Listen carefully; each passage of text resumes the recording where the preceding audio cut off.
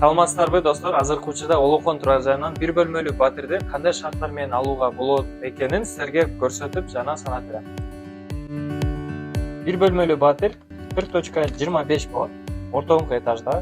Ремонту менен баасы 85 000. Жалпы баасы 3 миллион 421 миң. Bunun 30%'ını çıkarabız. Bu bolsa первоначальный взнос 1.26.375 сом. Жалпы басынан 3 миллион 421 миң 250'ден biz первоначальный взносту кем еттик. Калган суммасын пайызы жок 71 айга. Тагыраак айтсам 6 жылга бөлүп беребиз. Ошондо айына төлөмү 33.730 сомдон айланат.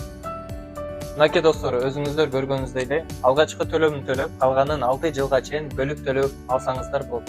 Жана ошондой эле үй алыш үчүн сиздерден болгону паспорт керек. Бул жака эч кандай пайыз кошулбайт. Ошондуктан кеңири келип, сизден маалымат алып, кийин өзүңүздөр чечим чыгарсаңыздар болот.